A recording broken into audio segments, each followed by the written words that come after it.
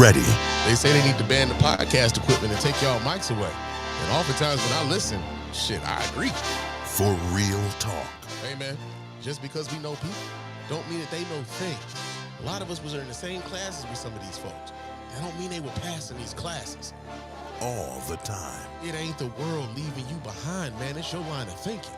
You think the science stopped evolving because you stopped learning, and it don't work that way. I couldn't imagine voting for somebody who thinks identifying with me is identifying with a felon. That's crazy as hell. I'm Mrs. Spann, and I'm approving these messages. This is the Mrs. Spann Official Podcast. Let's go.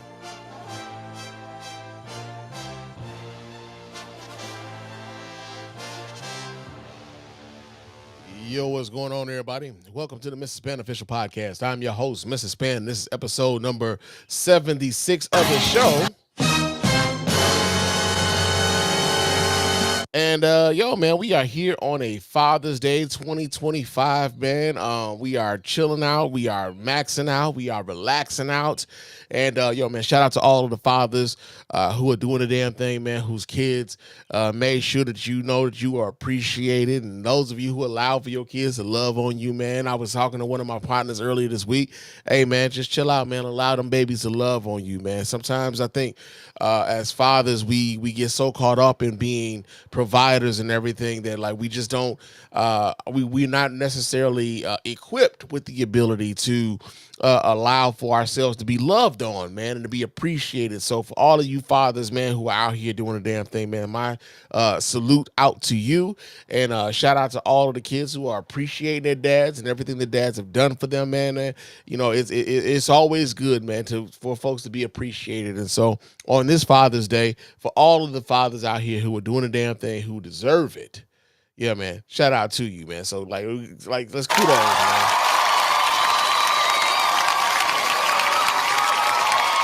Yes, sir. Yes, sir. But, yo, man, it's been a couple weeks since the last time I talked to y'all. There's been a lot of shit going on in the world, man, and we're going to talk about a lot of that shit that's going on in the world. But, of course, I do have to remind you guys how to get in touch with your man Spann over here and let your voice be heard.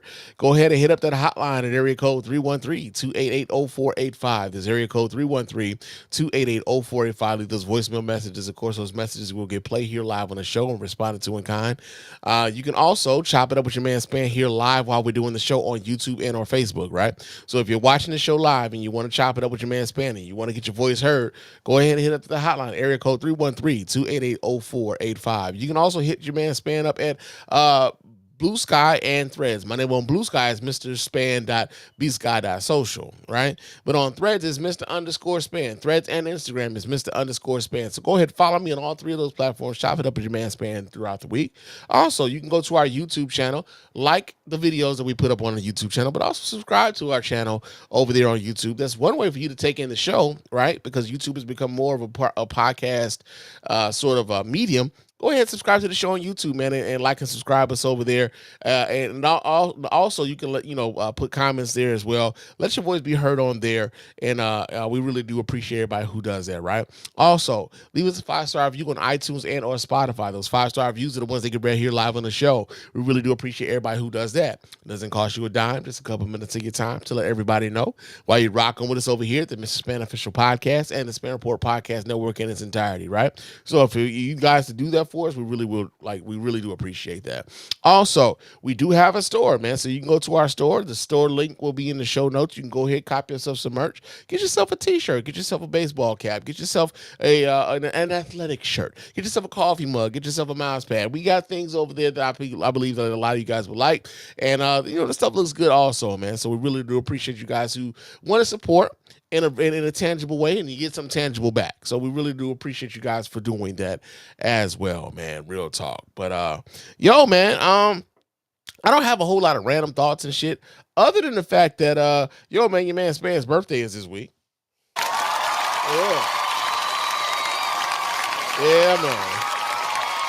Yeah, I'll be 45 Wednesday this week. I'll be turning 45. So, I'm not going to work most of this week, man. As a matter of fact, I think I might go to work Monday and Tuesday. And then the rest of the week, your man Spann is going to be out chilling, man. I'm going to be, celebrating and reflecting and loving on family and that whole thing, man, because, no day is promised to you. God willing, I'll make it to, Wednesday to say that I got to 45 and shit, because again, I look at, my mortality has become so much more important to me the older I get, man. My mother died from breast cancer at 37 years old, man. I was 17 years old. So my idea of getting old has never really been like, I've always had this from my teenage years. I've never really had, this idea that getting old was a given. And so, when it comes to birthdays and stuff like that now, man, I really do take stock in the fact that I'm still here. I'm still, functioning, and I'm still actually doing some of the things that my mother I think would be proud of. And so, yeah, man, I'm looking so much forward to this week, and not just, having a time off away from work, but like I said, more importantly, just being able to spend that time with people that I like, people that I love, and also reflecting on, what my life has been and what my life can be going forward. So, yeah, man, I've been looking forward to that, man. Real talk. But like I said, nothing is promised to us. So for those of you guys, for my fellow Geminis who are celebrating birthdays this season, man, salute to all of you people. And yo, man, get it in, man. Go and celebrate your life, man. Go and celebrate your life, man. It's so much more important than just like worrying about the rigmarole of your everyday fucking thing, man. One of the things I think about a lot, man, especially just talking about birthdays and shit. I work in construction and stuff like that, and one of the things I kind of try to get across to the guys that I do work with, man. It's like, hey, man, this job is going to be here whether you are here or not. And when you decide, whenever your day comes for you to no longer be here, they going to look to replace you. So, just take that time out for yourself, man. As opposed to just thinking of your birthday as just another day. Because unfortunately, far too many brothers, man, think of their birthdays as just another day. Right? They don't think that anybody gives a fuck about them. They don't think anybody cares about them. But if nobody gives a fuck about you, if nobody cares about you, you should give a fuck about you. You should care about you. Take that time for yourself. If for nothing else, take that time for yourself. Because I for damn sure will. For real, for real. And then on top of that, Juneteenth happens right after my birthday, and I'll be damned if my black ass is going to be working for anybody on Juneteenth. Damn that, man. Damn that. Yeah, man. So, man, just again, like I said, just take time out for yourself, man. Relax and be appreciative of the time that you had and the time that you may have going forward, man. Real talk. So, yeah, man, that is if I had any random thoughts, those will be it, man. Real talk. So we got that going on. But man, let's get into some of the shit that we've had going on over the course of the past couple of weeks, man. Like I said, I didn't get a chance to get to the mic last week as much as I really want to. But we got some stuff that is going on in the world, man. So first things we're gonna talk about is we're gonna talk about this here, man. Ananda Lewis, man, former BET VJ and MTV VJ, she has since passed away this week from her battle with breast cancer. Yeah, man. And so we get this story here. This comes out of Rolling Stone. She passes away at the age of 52. And they want me to take out my ad blocker. Let's see if we can refresh this because come on, damn. Come on now. I don't support Rolling Stone. There we go. Wait a minute. They won't let me read this article at all unless I'm subscribed. Well, I'll be a monkey's bare ass uncle on this one. So let's see if we can find this story someplace else. Let me do this here. Live podcasting, man. You gotta find it. You got to find ways around shit, man. But here we go. Let's see, Ananda Lewis News. And, we get this from ABC News. And they have... So we're going to let this video do its thing, man. Let me go ahead and pull this up so you guys can watch right along with your man, Spann. Hold on a second while I pull this up. And let's see what they're talking about here on ABC News in regards to Ananda Lewis. Let's see what they're talking about here. Here we go. Breast Cancer Awareness Month. And doctors say about 1 in 8 women here in the U.S. will develop breast cancer in their lifetime. And one of those women is former MTV host Ananda Lewis. Ananda has stage 4 breast cancer, known as metastatic breast cancer, a disease that is treatable but not curable. ABC News contributor Kelly L. Carter sat down with Ananda to hear her story of strength and hope. I wanted to share what was happening to me because I saw places I could have done better. I really do believe that everything is working for my good. Ananda Lewis sees her experience with cancer not just as a battle, but also as a journey.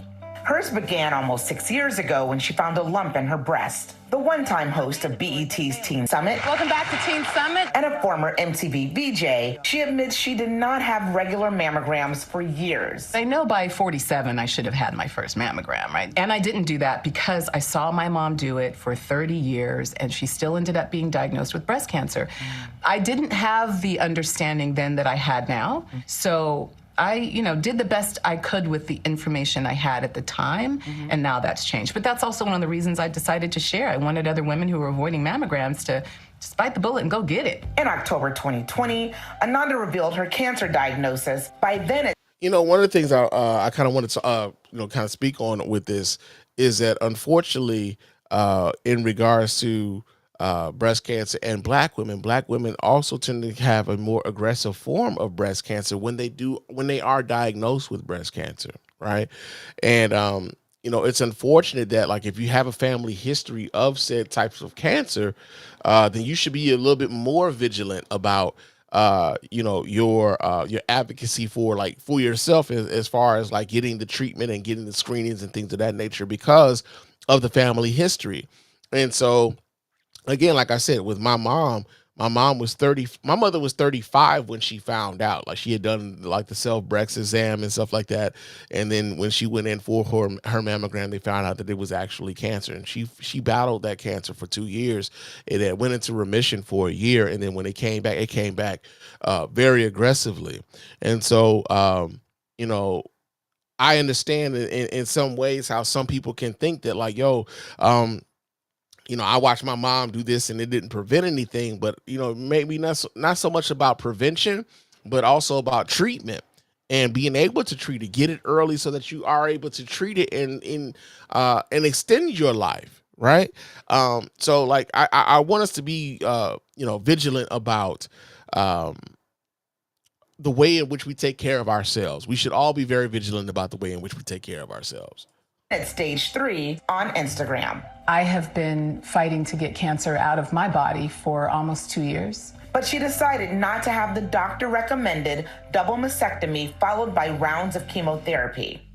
I couldn't handle doing such a drastic surgery in my life at that time. I was a stay-at-home mom, homeschooling my son. Cancer doesn't come and replace all the other stuff you have to do. Cancer happens on top of your life. And for me, it was just too overwhelming in the beginning. So tell me about the options that you did utilize at that point. So at first I cleaned up my diet, right? And so the high-dose vitamin C IVs, there's tons of studies around high-dose vitamin C combined with hyperbarics. At the same time, I was being monitored by doctors. I didn't just turn my back on medicine. I spent 16 weeks in Arizona. I did fractionated chemotherapy, so it's 10 to 20% of what you would normally do. Her initial results looked promising. Her tumor seemed to stabilize, but in 2023, she learned her cancer had progressed to stage 4, which means that it spread to other parts of her body. Stage 4 breast cancer is not a death sentence anymore. And women live very good lives with it. And again, there are women who have done everything they were supposed to do that end up stage 4 anyway. So yeah, and like, I want to be respectful in how we talk about this, but one of the things that like I know a lot of people have had issues with Ananda Lewis when it came to her cancer diagnosis was the attitude that in which she was. Someone think of it as a little bit flippant, right? Like, she was trying the alternative methods. Not that she, like, again, even in this particular this bit, where she's talking about she did not, turn her back away from, traditional medicine and things of that nature, but how she didn't exactly fully embrace all of the options that the doctors were trying to give to her for her treatment. That she tried to, she basically picked and chose, and I don't want to be disrespectful. I don't. But one has to wonder whether or not the attitude of like stage 4 breast cancer is in the death sentence and things of that nature and how she approached it could have been different? Could the result have been different had she had a different attitude about it? Again, like I don't know what her financial situation was. I'm talking as a surviving son of a woman who died of breast cancer at 37 years. 37 years old, and we did not have the health insurance that could have paid for all of the options that maybe an Ananda Lewis had access to, but even having access to that, maybe not necessarily taking advantage of all of the access. And so, again, that's part of the reason why I'm so vigilant. Like when, with any woman in my life, if she's dealing with something like this, because of how I grew up, I'm, like this is close to your boy. I just say that it is close to your boy. I feel like if this is where I was supposed to end up, this is where I'm going to end up. And either way, I'm going to address it with the same attitude and, resilience that I address anything with. While Ananda says she has no regrets about the choices she made, some have questioned her decision not to have the surgery years earlier. None of those people know me, and they don't know the details of my situation. That's true. That's true. And so this is part of the reason why, like I said, I'm trying to be respectful of, of the situation, because I don't know what her diagnosis was. I don't know what her doctors were telling her, and what the prognosis was for her and everything else, right? One of the things I do mourn for is her child. I do mourn for her child, man, because I know what that means to grow up without your mom at a very young age. I'm not going to sit here and battle people about their opinions. Yeah. That has no bearing on my life. It's a waste of my time, and I don't have time to waste. Life owes me nothing. Every day I get, I'm grateful for. What I do is focus on what I can fix and what I can control. That is my enjoyment of life, my gratitude. Ananda says she's doing great. She's being treated by several oncologists and is living a life filled with joy.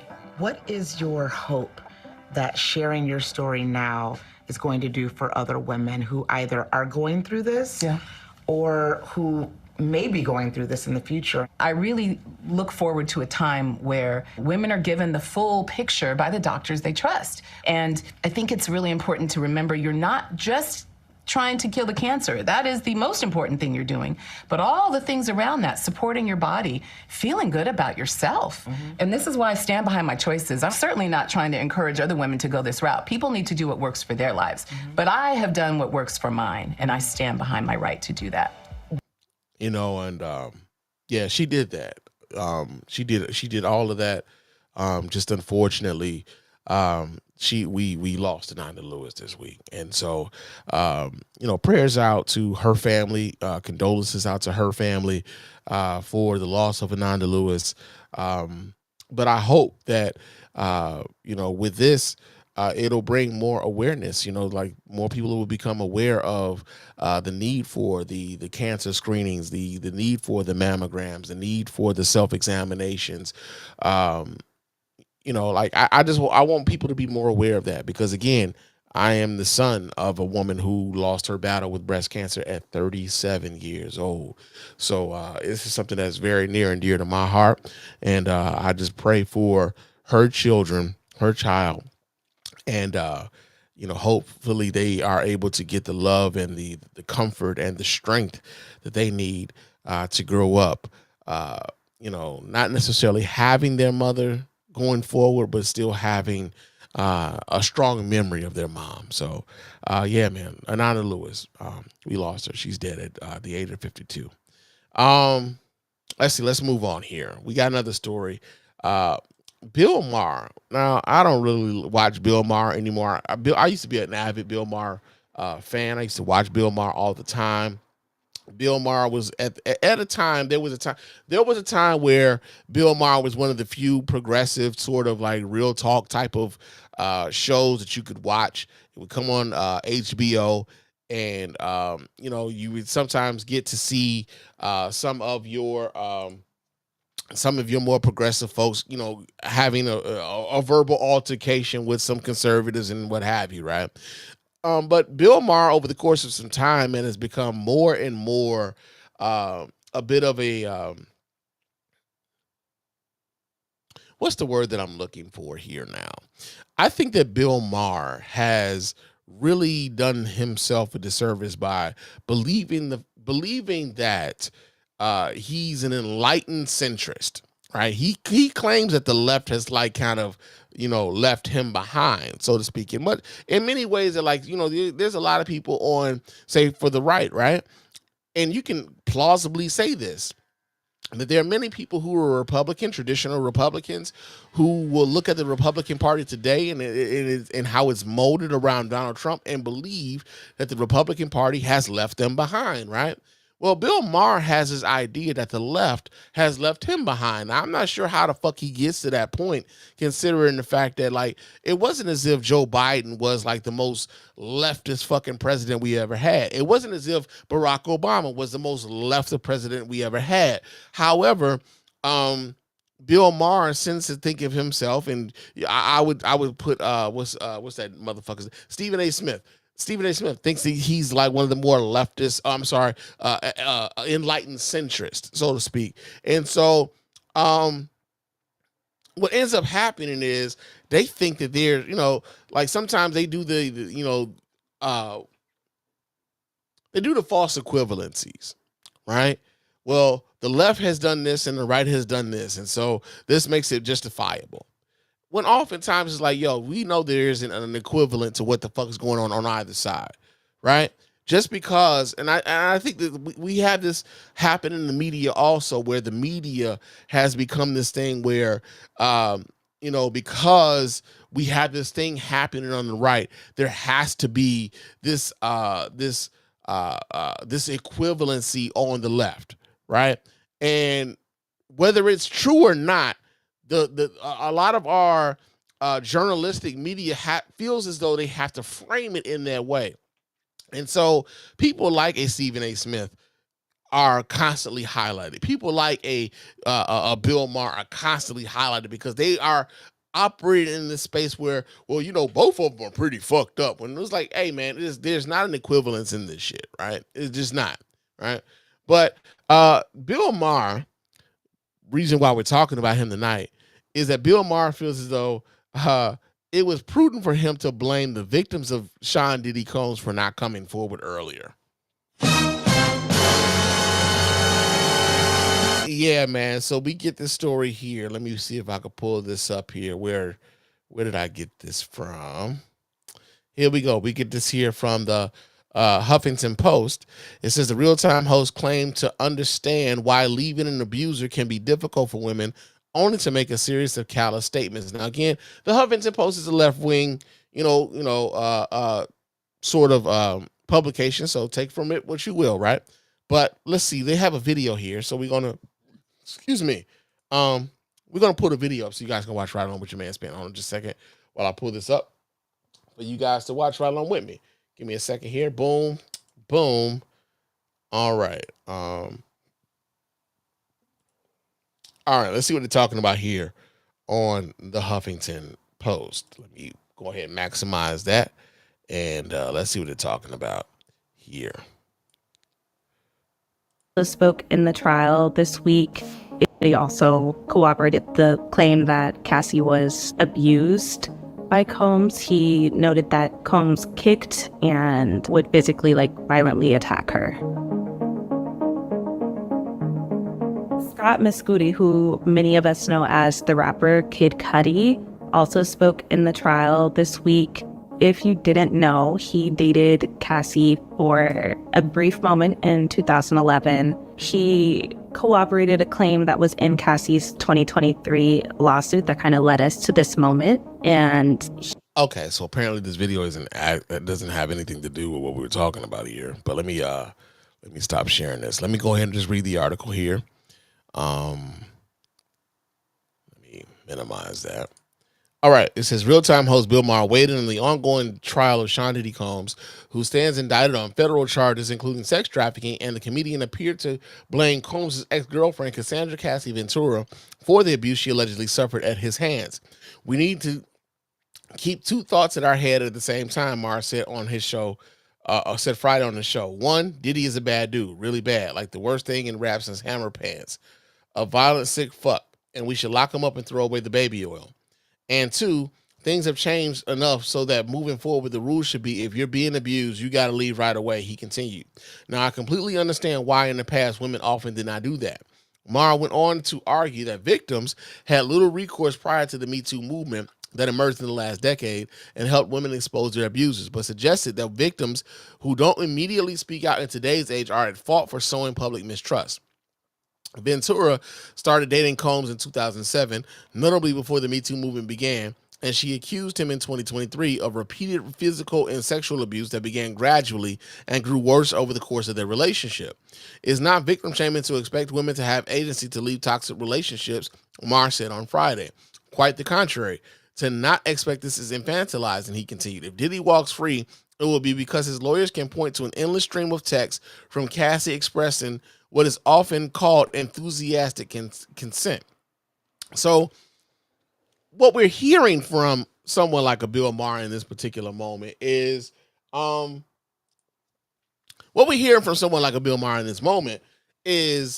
their ability to dismiss how hard it is for an abused person to leave an abusive situation.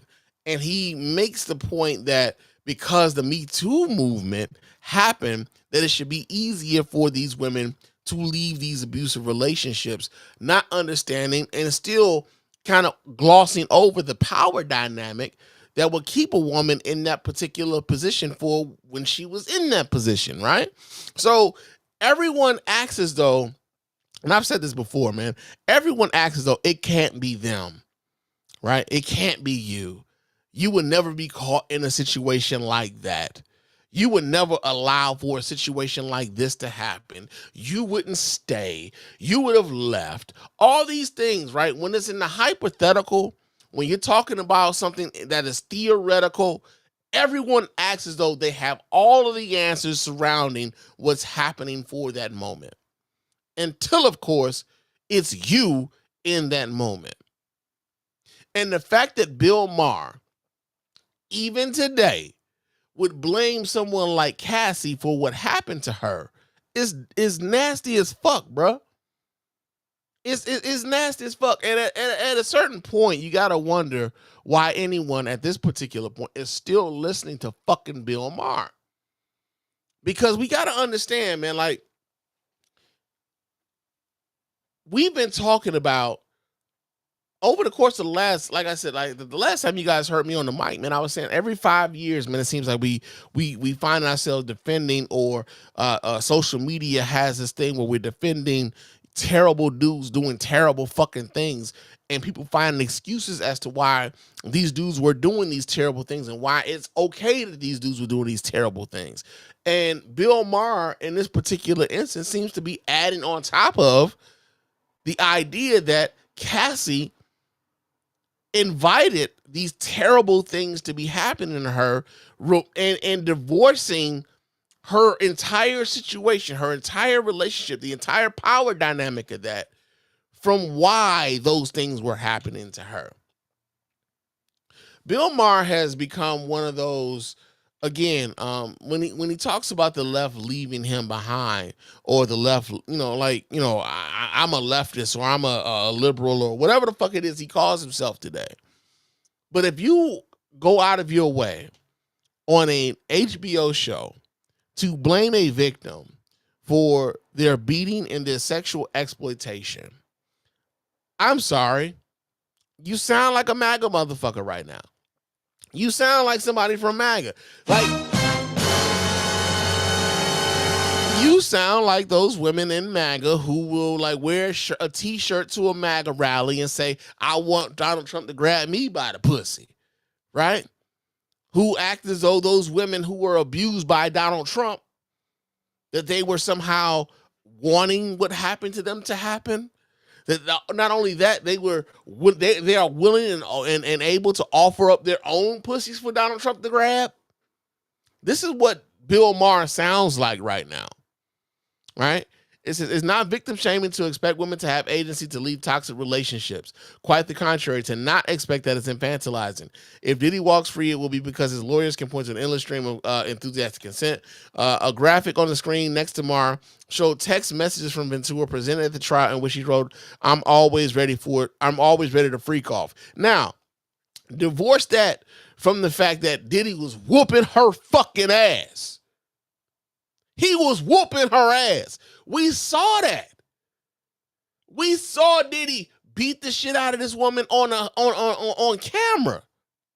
In much the same way that we saw Ray Rice knock his wife or his then girlfriend, knock her out. He was only going to get like a 2-game suspension from the NFL until the video came out of him knocking that woman out in the elevator. And then they were like, oh shit.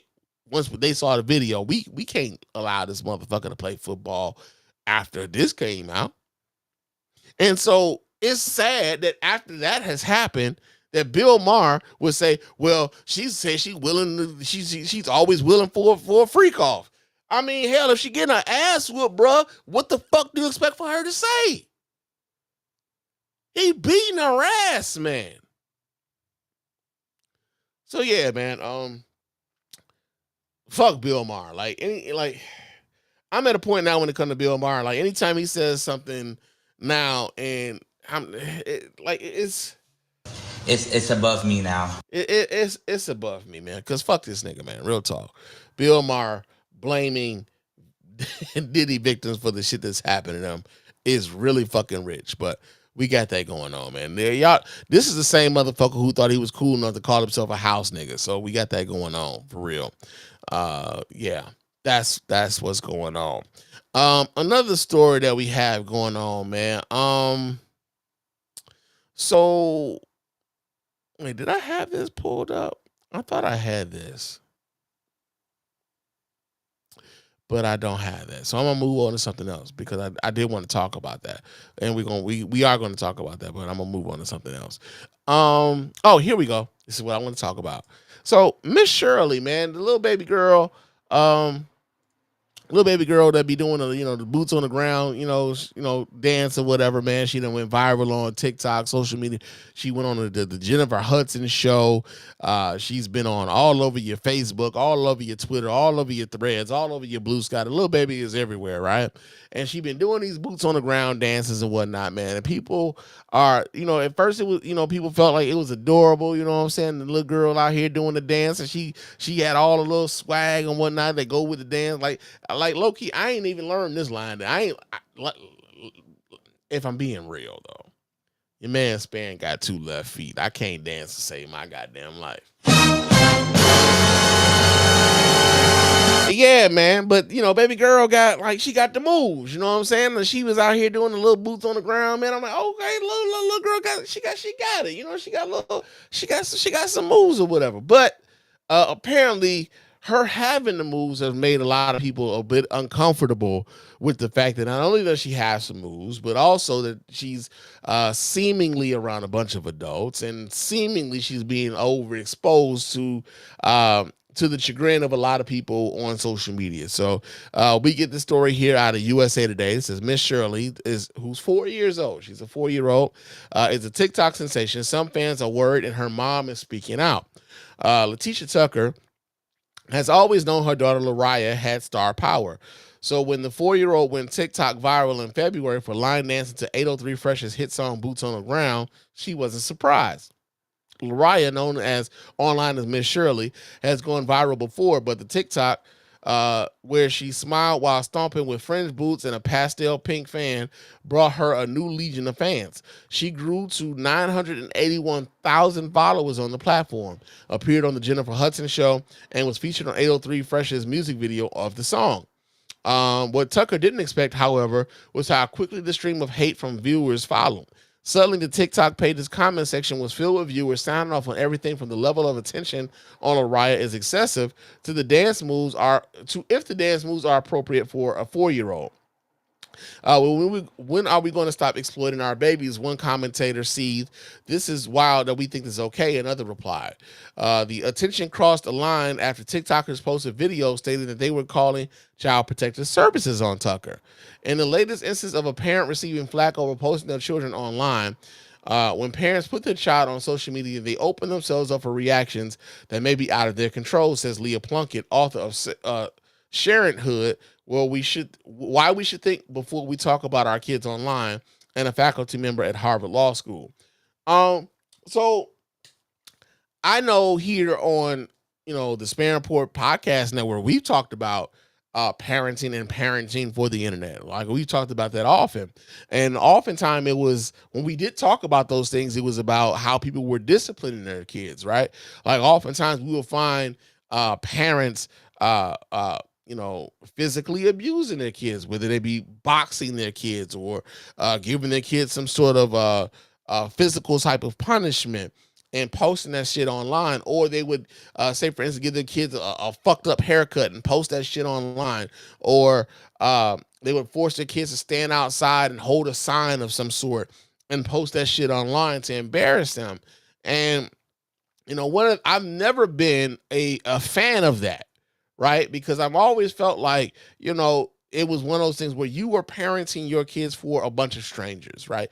You would put your kids out there for for approval of your methods to a bunch of strangers who don't give a fuck about you, don't give a fuck about your child, and will go forth and talk about you. They would see your child as a form of entertainment for the moment, and then just talk about your kid. And I've always been like kind of not so much a fan of that, that sort of exposure of children on the internet, especially by their parents. Like, come on, man, why would you embarrass your children in that way? I've always been a critic of that, right? But then there's the flip side of that too. When you have children who are doing something that people think is exceptional, that people enjoy, that people are like, oh, look at the baby and they doing it, that's so cute, and all these other things, right? And so, like that's the flip side to that, where these parents are getting the attention because their child is talented, and so because the child is talented, they continue to push that child out on social media, because now this child has become a means of them being able to monetize. And to be frank, man, that's also a level of exploitation. When now the child is like expected to do these things because their parent has felt, like, hey, we can make this a thing, right? We can make this a thing. And so interestingly enough, right? I saw, pictures. I saw videos of Miss Shirley on TikTok and on other social media platforms, and I thought it was cute that she was able to do the dance and stuff like that. I didn't think anything past that, but I did start seeing videos of her with other dancers doing some more suggestive type of dances. And like, I don't know if that's appropriate for a 4-year-old to be out here doing, but I'm not Miss Shirley's dad.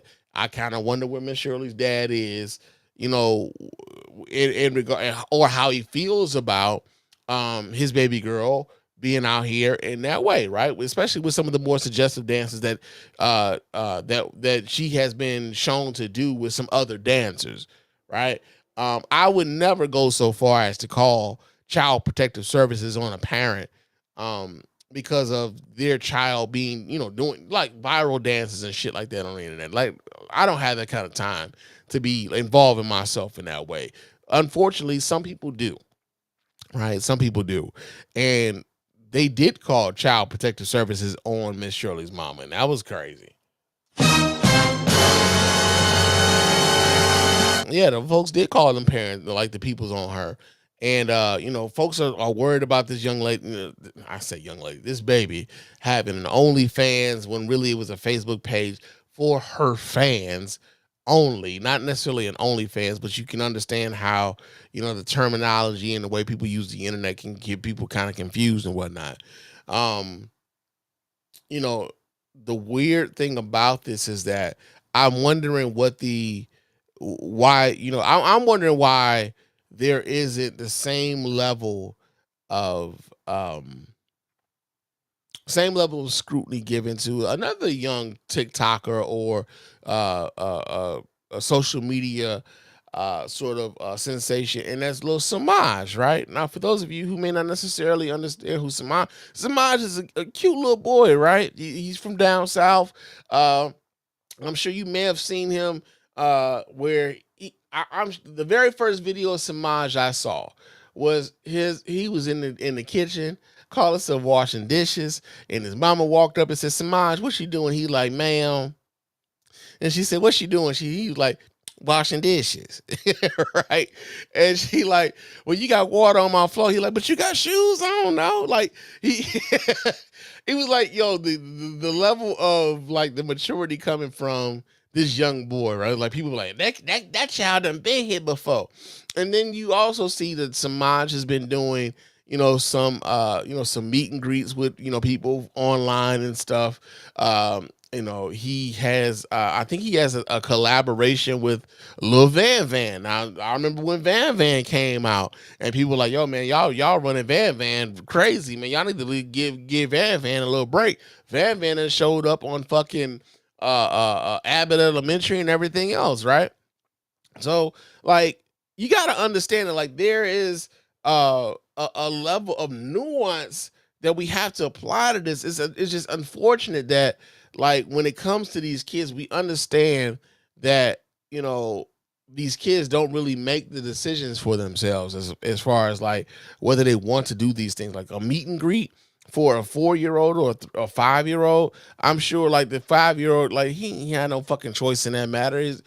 His parents decided like, hey man, like this is what we want to do for him and everything else. And when he's low energy with the people who are trying to meet this 5-year-old, like now you got to explain that away. But I think that we come to I think with the internet and with young children, we've come to a point where like, yeah, there's a place for them, but also we have to be careful with how we expose them and make sure that we don't overexpose these babies, right? That we don't, and I know some people, these aren't my babies, right? It's hard for you to tell somebody how much their kids are capable of and how much their children are my baby want to do this. Like, do they want to do this, or do they feel pressure to do this? Like, we don't. Those are conversations that I don't think a lot of people are really ready to have, especially when there's so much money to be made on social media by having a viral sensation. And so yeah, man, this is kind of weird in that how we talk about these kids, man, and how we expose these kids to to social media and how these just the whole thing, man. It's weird. It's a weird space, right?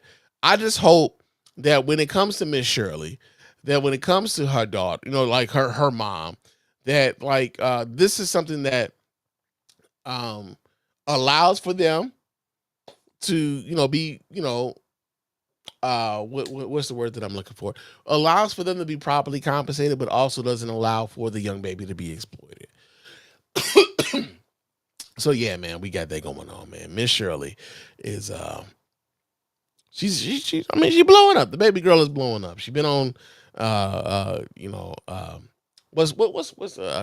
Jennifer Hudson and a whole bunch of other stuff. But yeah, man, I just kind of get concerned for the babies, man. At least I do. I don't know about everybody else, but your man Spann be concerned because I love the babies, man. I love the babies, man. So let's make sure we take care of the babies, man. Real talk.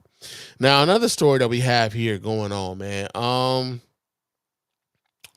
All right, let's see what we got. We got a lot of shit, man. I done saved up a lot of fucking stories, man. This is kind of crazy.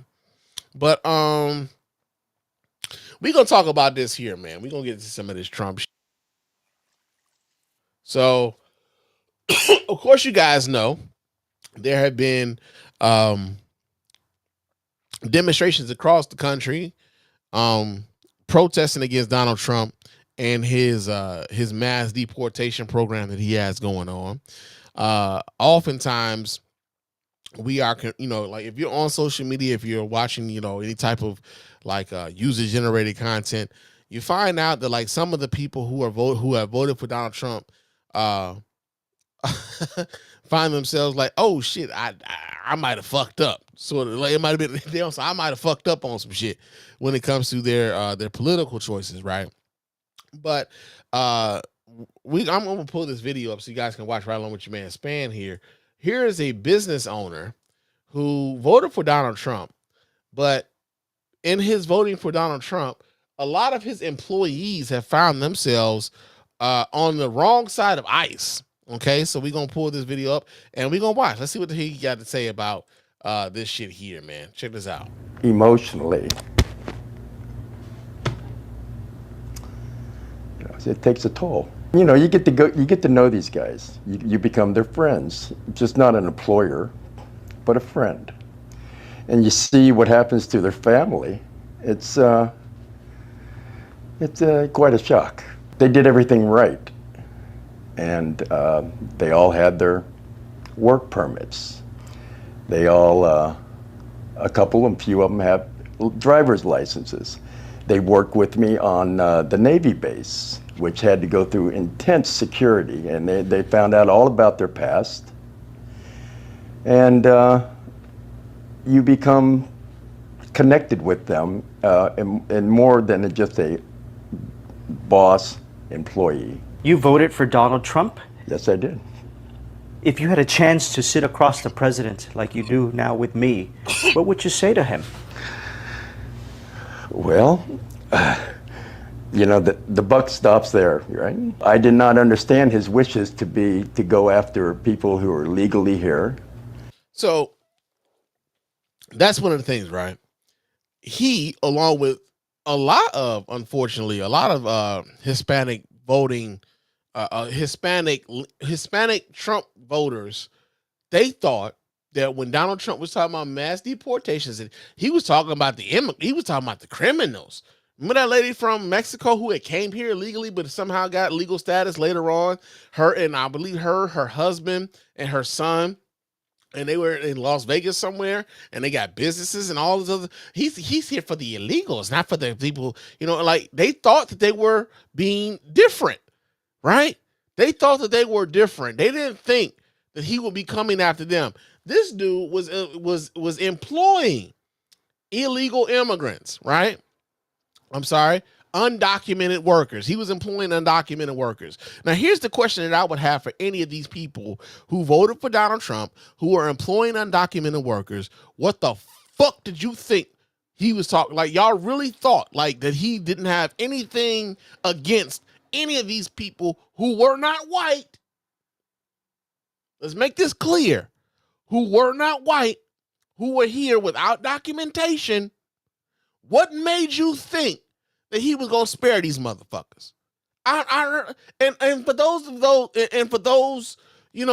Hispanics who voted for Trump, who now find themselves at the business end of ICE, I will vote for Donald Trump. Oh my God, I will vote for Donald Trump. He played you motherfuckers like fiddles. Like fiddles. It's like, and to a lot of people, it's like, he clearly said this shit the entire fucking campaign. Y'all weren't listening. Y'all didn't think fat meant greasy. Y'all didn't. Y'all didn't think. What's that old saying, man? A hard head will make a soft ass, right? Right now, y'all hard heads for not listening to black people to tell y'all, hey, don't vote for this shit. Got y'all getting soft asses from getting kicked the fuck up out of here with the boots that the U.S. government is putting on y'all ass. And trying to do right by them and their families. And I didn't understand that that's what he was trying to do. From what I understood, from what he has said, and from what ICE officials have said, that is not at all what they're doing. And then all the representatives of them are stating the same thing. That's not what we're doing. We're going after the criminals. Well, what happened here? This situation is just totally, just blatantly not at all what they said it was. And the people that I know, the liberal people that I know really well, really close people, you know, that I know, warned me that that's what they worried about, that ICE was just going to go after everybody arbitrarily, just grab them all, sort them out, and not really care what kind of damage they're doing to, whether it's a business locally or whether it's the families that they're destroying actually by doing this. I would argue, like I said, I would argue that that's not what they're doing. That's not what they're doing. Well, now I have to rethink a lot of things. Buyer's remorse, I don't know, a little bit. Yeah, it's going to reflect on what. The fact that hold on. Here's what's crazy to me about this, right? The fact that people told him before the election that this is exactly what Donald Trump was going to do, and he was like, nah, I would argue like, nah, that ain't what he about to do. But then this shit happens, and then it happens, and now he's like, even now, like, well, I mean, you know, shit, buyer's remorse. I mean, I don't really know. Like the fact that you are in a position right now where you're losing workers because of your choice of president and his decision to deport many of the people that you thought was going to, you thought they were going to be safe because you knew these people, right? You knew them. Donald Trump ain't coming for them, right? No, he was coming for them first. And people tried to tell you, and you said, nah. And even after this shit is happening, you still like, well, I don't know, man. What the fuck? Like real talk, like, nigga, what does it take, bro? What does it take for a Trump supporter? Real talk. What does it take for a Trump supporter to recognize I fucked up? I fucked up. I wasn't listening. I wasn't paying attention. I just had tunnel vision on a certain amount of things. I didn't understand all of the ramifications of what my decision would make. I would have some level of respect for a Trump supporter who would say, fuck, man. Fuck. I fucked up. I fucked up. But far be it from me to actually come across any of them. Right? Because the other question that I would have for them is this. Nigga, we went through 4 years of Donald Trump before. Y'all thought y'all wanted to go through that shit again? Nigga, why? Nigga, for what? Nigga! Why would we do that? Who thought that would be a good fucking idea? Why the 70 million of you stupid motherfuckers think that this would be a good idea to go through again? Why would you stupid motherfuckers stay home and not vote? I don't get it. I don't get it, man. But yeah, man, you got this guy here. He voted for Donald Trump. His business is about to be decimated by Donald Trump. And even in this moment, he's like, buyer's remorse? I mean, well, shit, I don't know. Maybe, you know, I did and who I voted for, and I don't know. Nigga, what? What I did and who I voted for. And I'm going to wonder why they did what they did. And I'd like some kind of explanation if they cared to give it at all. Financially as well as. They're not going to give you no motherfucking explanation. The explanation was during the campaign. And you weren't paying attention then. You probably wouldn't pay attention now. The only reason that you even be in some level of self-reflective is because it's now affecting you personally. And unfortunately, when it comes to a lot of those on the right, they only recognize issues when it affects them personally. None of them seem to be able to, think outside of themselves to be able to understand how a plight can be had by a differing group and, put themselves in that position of that differing group and understand why they feel that way, right? Now, some of you would say, Spann, you wouldn't put yourself in a position of a Trump supporter. That's a different group. And you will be right. But that's also because I understand that differing group wants to annihilate people that look like me. Right? They want to annihilate people that look like me. They want to, and not only annihilate people that look like me, they also want people that look like me to be subservient to them. Right? They want us to be subservient. If this Trump administration doesn't show you anything else, they want people of color to be subservient to whiteness here in America. This is these are the death throes. I've been talking to y'all about this for a long time. These are the death throes of white supremacy trying to wrap themselves around the United States government to ensure that they have unfettered access and control of the government, so that they, even if when they do become a minority, have access to control and power, because they are deathly afraid of what minorities would do to them because of what they've done to minorities over the entire course of history here in America. This is what whiteness has been doing to us. Real talk. So we got that going on.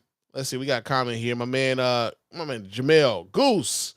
My boy Goose is in the chat room, and he said, "What's up, bro? Happy Father's Day. Happy Father's Day to you too as well, my brother, man. I hope you're enjoying your day. Hope your son is loving on you, man. I hope your son is showing you all the appreciations and everything, man. Real talk. Shout out to my boy Goose, man. Real talk. Let's see what else we got going on here in the world, man.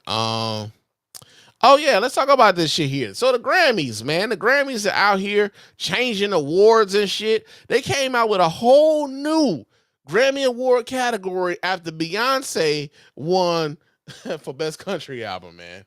That'll be a monkey's bare-assed uncle. Yeah, man, we get this story here. This comes out of Billboard, man.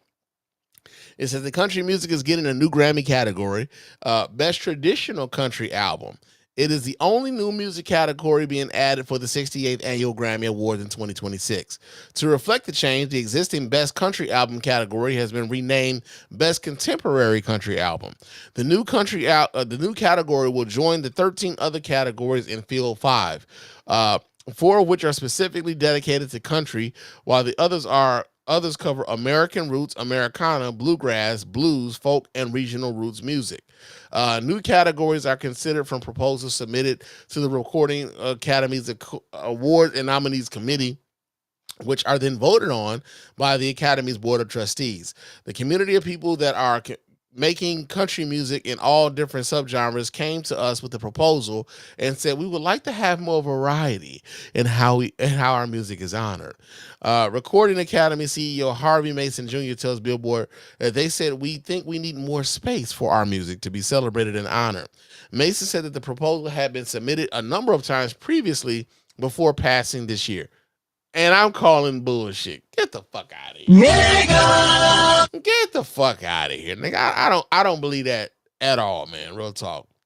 It says the move helps bring the country categories more in line with other genres, with separate contemporary and traditional albums or performances, including R&B, pop, and blues. It makes country parallel with what's happening in other genres, but is also creating the space for where this genre is going. The definition for the new category reads in part: this category recognizes excellence in albums or traditional country music, both vocal and instrumental. Traditional country includes country recordings that adhere to the more traditional sound structures of the country genre, including rhythm and singing style, lyrical content, as well as traditional country instrumentation such as acoustic guitar, steel guitar, fiddle, banjo, mandolin, piano, electric guitar, and live drums. It also includes subgenres such as Western swing, and outlaw country. The hope is that the new country category benefits artists who fall outside of the mainstream. Commercial country music such as Charlie Crockett, Sierra Farrell, Coulter Wall, and Nolene Hoffman have been previously nominated into the Americana, and American Roots categories. Both Crockett and Farrell were nominated for the Americana album for the 2025 Grammy Awards, and Farrell's Trail of Flowers taking home the Grammy. The issues have been, traditionally, A lot of people that weren't sure whether an album was Americana or roots or folk or country were just jamming everything into one category. There were obviously nuances between the different genres. Those experts in those genres understand those nuances, and I'm quite certain now you're going to see the right people going into Americana versus folk versus traditional country. This change gives us an opportunity to put things in more specific categories. Now, let's be honest about this shit here, man.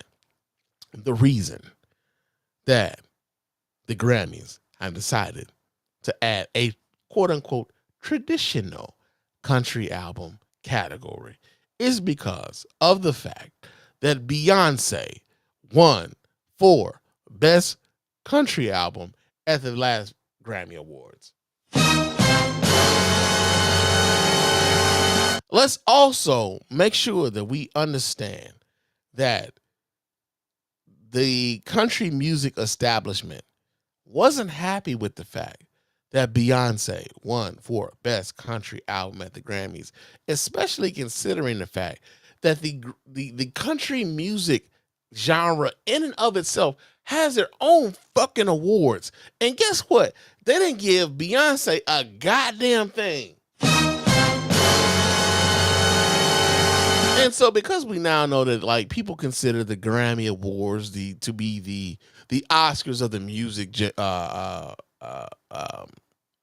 business, the fact that Beyonce walked away with the highest honor for the country music genre and the Oscars of the genre, yeah, those motherfuckers weren't happy about that shit.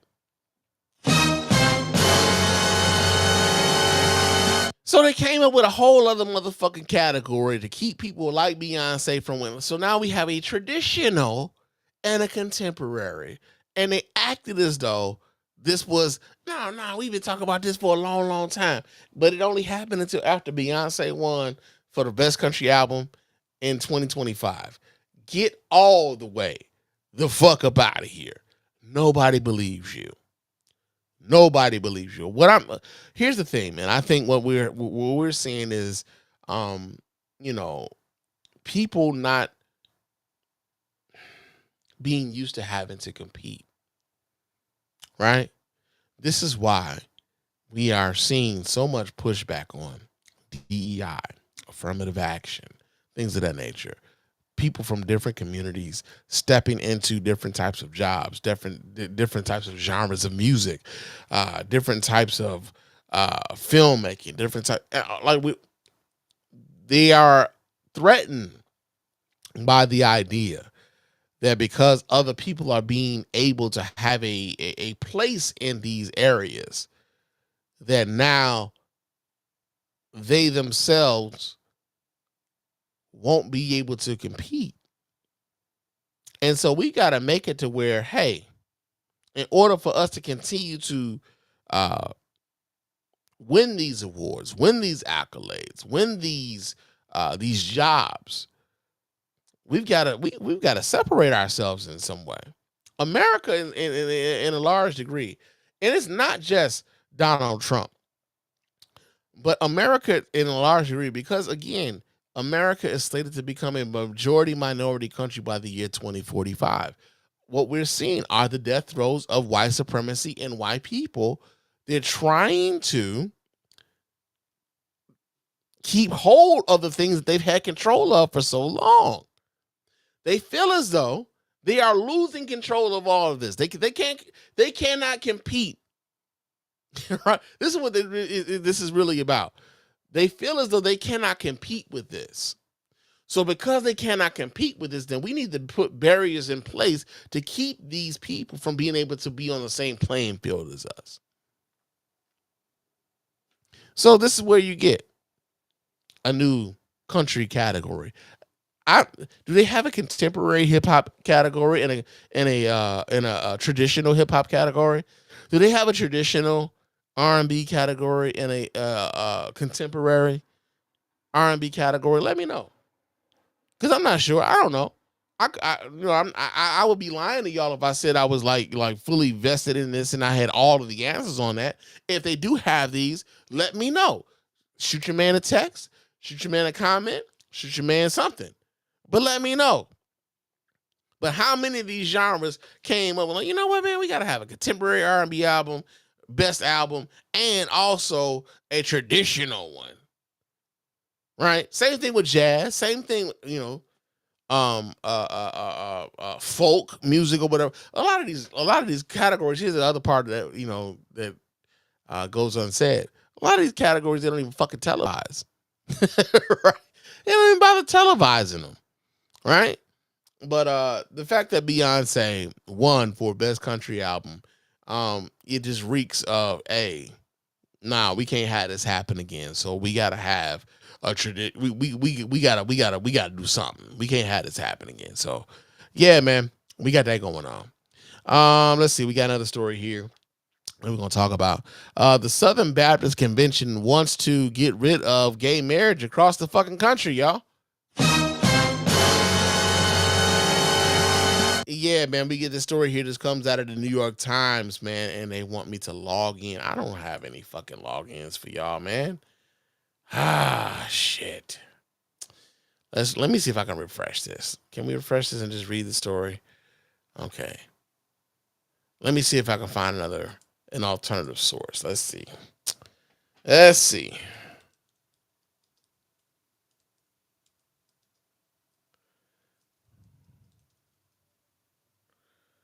Let's see. Southern Baptists want to get rid.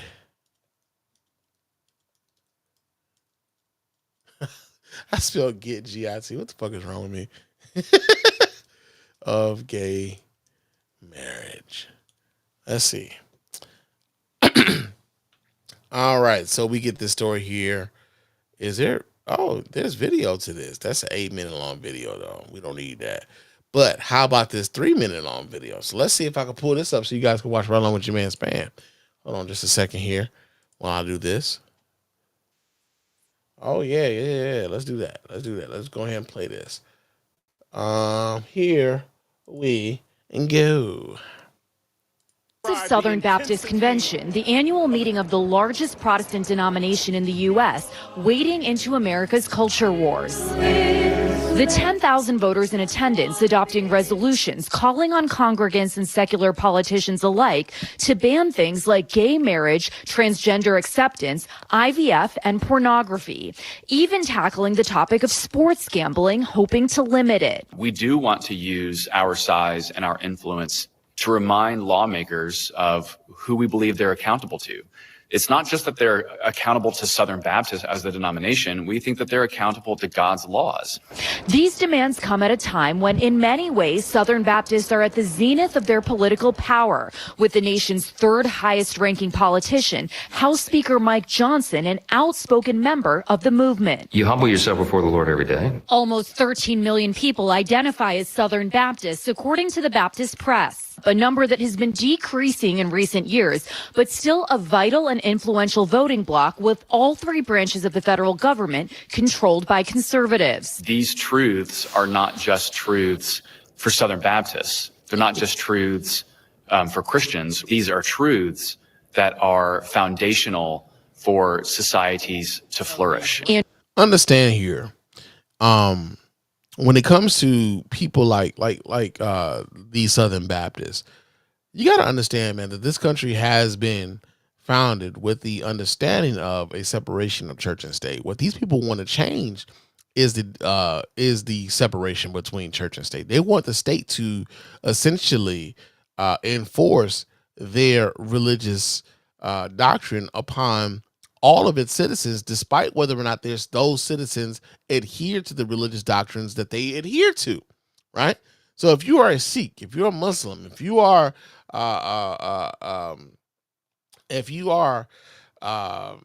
Buddhist, if you are of any sort of religion outside of their vision of what Christianity is, they want you to adhere to their to their vision of what they perceive Christianity to be. And so unfortunately what we found ourselves in position for is that we've empowered people like this. People like this have been empowered. They have and they spoke to this in this particular piece. the Speaker of the House adheres to a lot of this stuff that they're talking about. Because the Supreme Court, for a lot of you folks who couldn't find yourself to vote for Hillary Clinton back in 2016, the Supreme Court now has people on that court who believe in a lot of this. And then also they find themselves, with Donald Trump as president, who doesn't really believe in a whole lot of nothing, right? Let's keep it a buck. Donald Trump sees a lot of these Christians as a means to an end for his own political gain. He doesn't give a fuck about y'all political convictions whatsoever. Y'all talking about a man who done been married 3-4 times, who done probably had a few abortions a time or two, you know what I'm saying, who has been openly talking about dating his daughter, who has been legally adjudicated to be a sexual offender, who's a 34 times fucking convicted felon. He don't give a fuck about none of this. He doesn't. And they see him as a useful tool to move forward the things in which they could have in order to get them in some sort of political power. So it is a marriage of convenience for both Donald Trump and a lot of evangelical conservatives. They see they see themselves as being able to use each other in order to get what they want going forward. It's just unfortunate that, again, too many people didn't see what this could mean for them going forward. I don't understand why they are so concerned about gay marriage. If you want to get married, get married. Those two gay people being married has no effect on your marriage whatsoever. Banning pornography. Now y'all don't want people to jack off. Now y'all don't want ironically, here's the thing, right? I think they're gonna lose a whole lot of brothers, man. They're gonna lose a whole lot of people on the jacket off shit. They're gonna be like, hold on, man, you want me to get rid of what now? Because here's a flip side of it. Oftentimes, they're these sorts of folks are generally some of the most hypocritical motherfuckers on the face of the planet. They are oftentimes more guilty of the very things that they want to get rid of. And they think they are the spokespeople for God on earth. Right? They aren't. But they try to present themselves as being as such. It's just wild that we've empowered so many of them to the point where this particular government actually listens to these folks as if they have a legitimate point of view. Andrew Walker is the author of a resolution adopted this week titled On Restoring Moral Clarity Through God's Design for Gender, Marriage, and the Family. The 1,000-word text calls for the overturning of the Supreme Court's decision that legalized gay marriage. It also pushes to end the normalization of what it calls transgender ideology, defund Planned Parenthood, and end IVF and surrogacy. I've been watching. So, in IVF and surrogacy, you know how many parents have been able to have children because of IVF and surrogacy? These are the people who say they are pro-life. These are the people who say that they want more babies in America, right? But they want you to get rid of the tools that would allow for a couple who wouldn't be able to physically have these babies to have these babies. They want you to get rid of that. Make it make sense, man. This is some of the stupidest shit ever, bro. In the Southern Baptist Convention my whole life, and I have never seen such a crazy resolution as this, where it's like a stew. Mark Wingfield grew up in the Southern Baptist Church and became a pastor before splitting off with other less conservative pastors. It's not just that we believe this and we want to live by this, but we believe you need to live by this as well. And so this is a prescription outward. And it diverges from most Americans' views, especially on gay marriage and IVF, with some polls showing 68% of Americans saying gay marriage should be valid and 70% saying access to IVF is a good thing. Those are overwhelming totals, right? It's just unfortunate that way too many people who would believe in these things have also empowered people like them to curtail the things that they actually believe in, right? Like there's a lot of people who believe that gay people should be able to get married, who have no problem with that, but would also put people in power who would curtail those gay people from being able to get married. There are people who believe that, we should have access to IVF so that people who would normally not be able to have children can have children, but would also vote in a way that will put people in power that would stop those people from being able to have children. And so it becomes a thing that, like, there's this disconnect where people don't understand their political choices and how their political choices actually affects things that they actually care about. Right? There's a disconnect there where you believe that gay people should be able to get married, but you would also vote for Donald Trump, who would put people on the Supreme Court who would overturn gay marriage. Where you believe that people should be able to have access to IVF, but you would also vote for people who believe that, you shouldn't be able to use IVF in order for you to have children. It's much the same way that, like, people believe that they should have, hey, keep your hands off of my ACA, but, get rid of that Obamacare, not knowing that they're the exact same fucking thing. We live in an electorate that doesn't really understand the choices that they're making.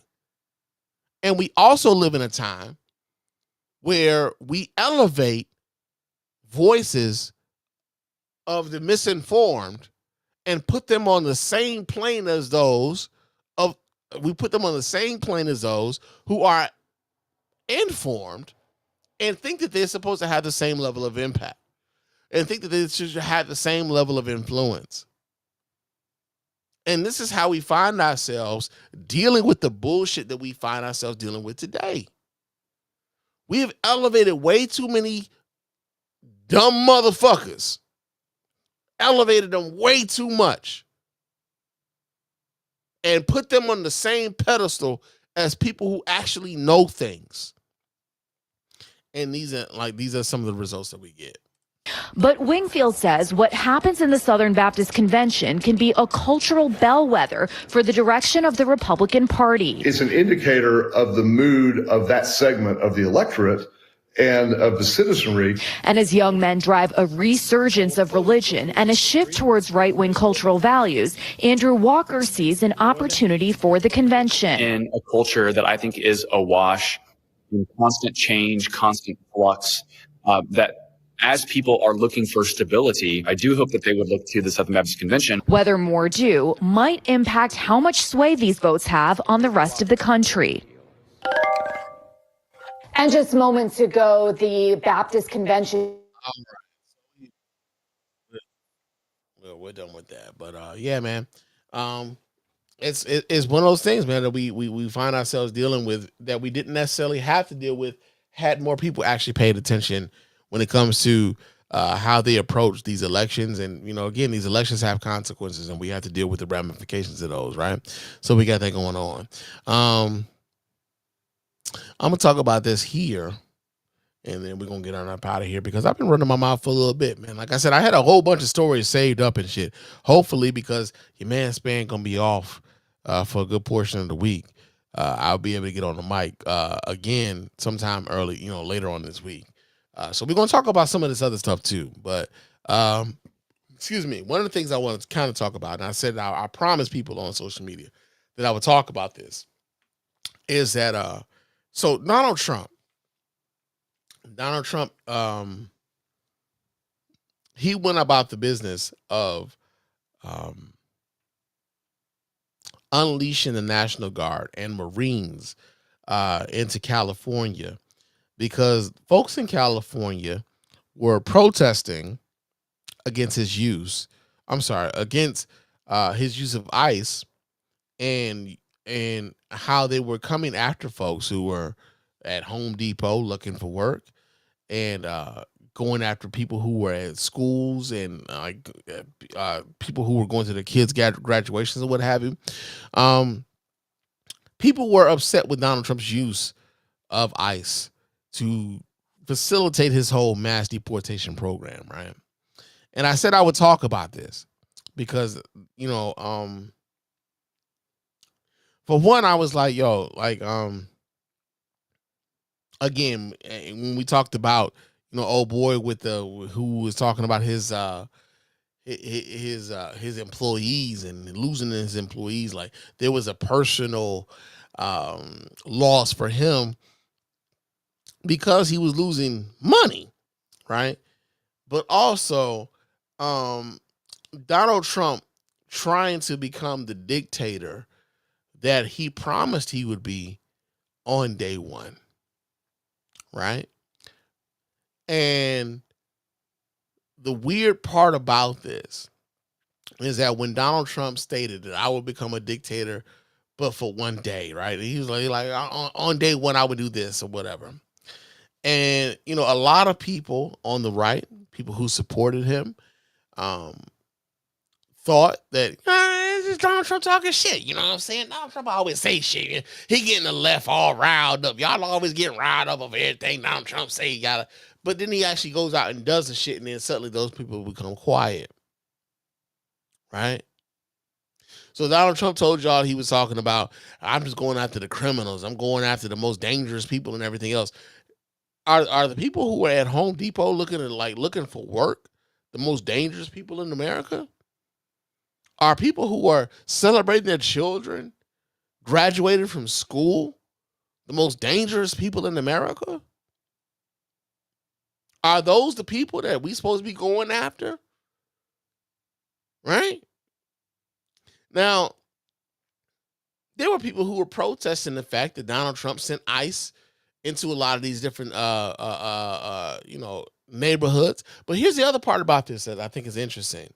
Like, ICE is going through a lot of these places. They're masked, they're in unmarked cars, they're in plain clothes. Like, nigga, could you imagine somebody rolling up on you, unmarked car, plain clothes, wearing a mask, saying they about to take you somewhere? Nigga, if my pistol don't go pop on these bitches, if anybody rolled up on me, talking about they taking me anywhere from an unmarked car, and they ain't got on no motherfucking no badges or nothing like that, and they got their face, nigga, I'm shooting every last one of them some bitches if I can get to my shit fast enough. Right? But we expect people to just act as though this is normal. So people in California were protesting Donald Trump's ICE enforcement in that in that state. And so Donald Trump defended, his deploying of the National Guard. Now think about this for a second. He defended this, and we're gonna listen to him defend this. But we're gonna talk about this for a second. Hold on. Let me do this here. All right, so I'm gonna pull this up so you guys can watch right along with your man Spann real quick. Give me a second here. This is from. No, that's not it. Here we go. I'm gonna show you guys this here, and let's see how we gonna talk about this. I went right by every rule, and I waited for governors to say send in the National Guard. They wouldn't do it, and they just wouldn't do it. It kept going. Okay, so understand this, right? If there's an emergency, the National Guard is usually the governors of a state will deploy the National Guard if there's an emergency, right? If there's an emergency, they don't have to wait for the president to deploy the National Guard. The governor will do that themselves. The president generally waits on the request of the governor of a state to deploy more resources. This is what they typically do. The president generally waits for the governor of his state to deploy more resources. And it's only been a few times Only a few. Where the president superseded the governor in deploying of the National Guard. The last time that happened was during the Civil Rights Movement, when President Johnson deployed the National Guard to protect civil rights protesters as they were protesting their ability to register to vote. Never has a president unleashed the National Guard against the people of America because he simply disagreed with their political fucking position. Never has this happened. Hasn't happened.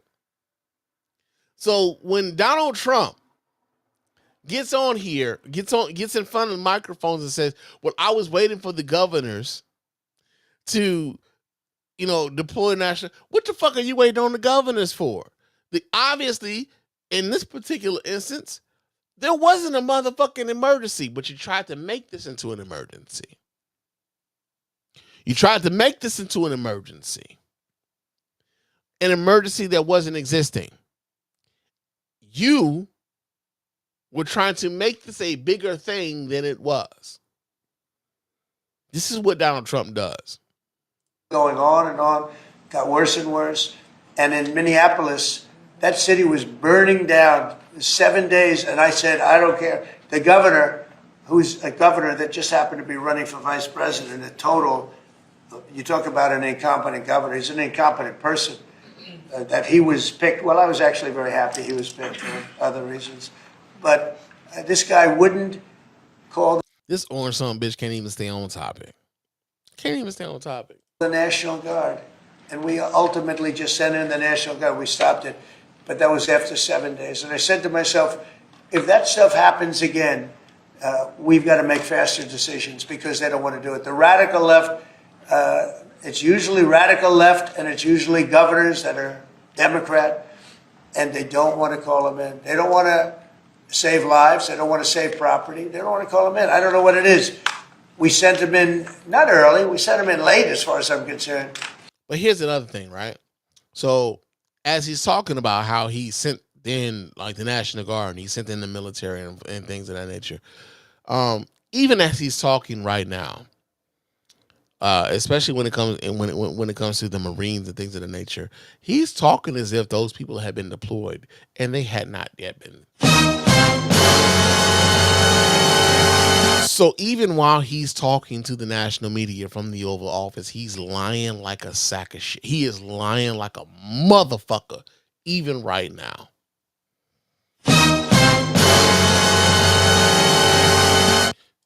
But big problems, as you know, 3 nights ago, big problems were ensuing. If we didn't send in the National Guard quickly, right now, Los Angeles would be burning to the ground. You have to remember. So essentially, he's saying that if he didn't send in the National Guard, the Los Angeles would be burning to the ground, despite the fact that the governor of the fucking state hadn't even like the governor, like, we don't need you, bruh. Think about this for a second. What does it serve? What does it serve the governor of California to allow for Los Angeles to burn to the ground? Nigga! The state's most populous city, in the state's most populous county, what does it serve the governor of that state to allow that city to burn to the ground? If you believe that Los Angeles was burning to the ground, I got a fucking bag of fucking magic beans to sell you. If you believe that stupid shit. Because that's dumb as fuck. If you believe anything that comes out of Donald Trump's mouth, fuck you. You's a dumb son bitch. Bottom line. Dumb as shit. Right? Think about that. But also, understand that Donald Trump saw fit to send the National Guard to California, Los Angeles, because he felt as though they were going to burn Los Angeles to the ground. it's interesting that he felt that way because Donald Trump also was president of the United States when January 6th happened. Do y'all remember January 6th?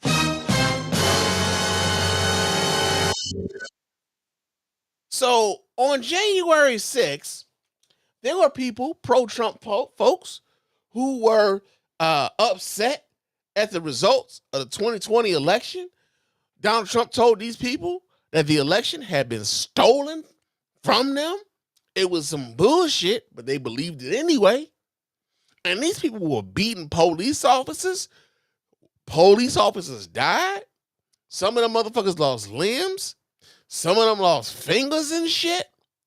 And yet and still, Donald Trump, as president, sat his bitch ass up in the White House and did not call the National Guard, did not mobilize the military, none of that shit. So let's go back down memory lane and let's see what happened.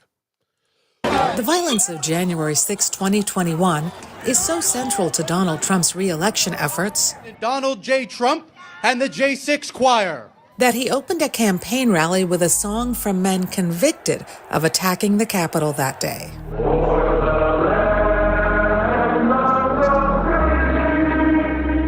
You heard the hostages singing. That was the hostages. They're the J6 hostages, I call them. He called them motherfuckers hostages. Those were people who attacked the fucking Capitol. He pardoned all of those bitches when he got reelected, which is why it's ironic to me why so many people thought it would be a good idea to vote this motherfucker in again. Think of how stupid the average person is, and then realize half of them are stupider than that. Like, real talk. Crowds cheer when Trump refers to the insurrectionists as patriots and hostages, rather than as convicted criminals. But under Joe Biden, American patriots are being arrested and held in captivity like animals. In the song Trump recorded with the J6 prison choir, he recites the Pledge of Allegiance. It is incongruous to use the Pledge of Allegiance to support defendants of violent insurrection against the Capitol. So I think the critics are right on that regard. Of course, Donald Trump's excuse or his explanation would be that, in fact, these are real patriots. We will treat them fairly. These are people who attacked the government because they didn't like the results of an election. There was no National Guard sent to the Capitol by Donald Trump. There were no mobilization of the Marines sent to the Capitol on January 6th. This lying sack of orange shit has been weaponizing the government in much to say. Here's the thing, right?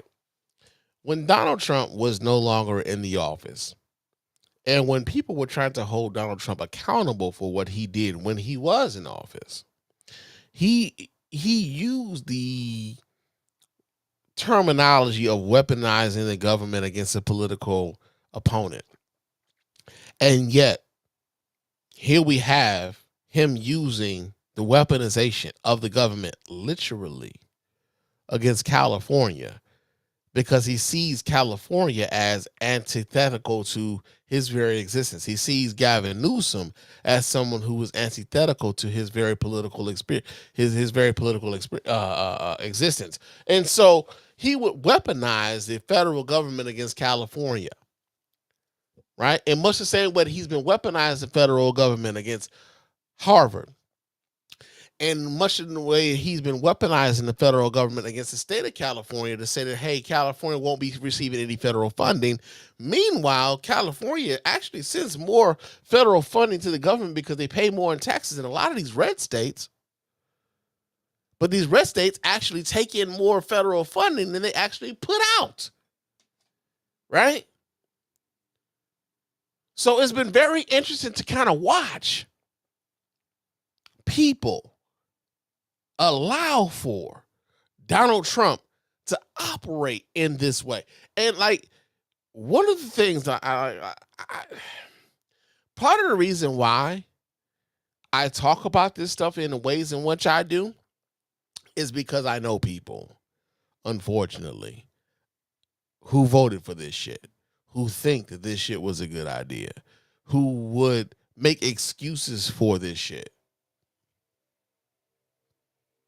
Who would make excuses for it? And it just doesn't sit well with me to allow that shit to just go unanswered. It doesn't sit well with me. It just doesn't. So, yeah, we got that going on. And if it requires pardons, we will give them pardons. The Biden campaign is also talking about the January 6th violence, not as patriotism, but as threatening democracy. They were insurrectionists, not patriots. They weren't there to uphold the Constitution. They were there to destroy the Constitution. If reelected, he wants to pardon, quote, every one of them. Trump's assault on democracy isn't just part of his past. It's what he's promising for the future. How the 2021 violence impacts voting in 2024 depends on who you are, says political scientist Chris Edelson from American University. Some people will be galvanized by January 6th. Some people are horrified. Biden and Trump are both using January 6th as a warning for what might happen if the wrong person is elected president.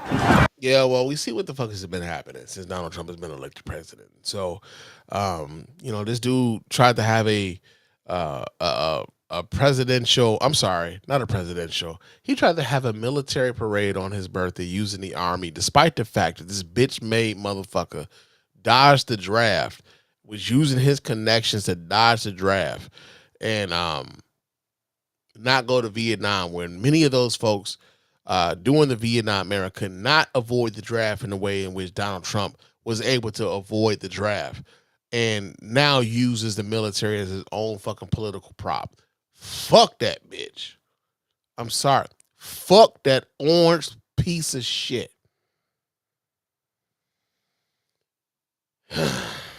Yeah, man. So we got that going on, man. Real talk. Yo, man, I'm gonna get on up out of here. Like I said, we got some other stuff we're gonna talk about, man. Like I'm gonna be off I'm gonna be off of work a good portion of the week, celebrating my birthday and whatnot. So I'm gonna be on the mic probably sometime later this week. But yeah, man, I'm gonna get on up off of here tonight. But before we get up out of here, I gotta let you guys know and remind you guys how to get in touch with us over here at the Mr. Spann Official Podcast and let your voice be heard. You can go ahead and hit up that hotline at area code 313-288-0485. That's area code 313-288-0485. Leave those voicemail messages. I will reply to those messages here on the show. Yeah, that's it.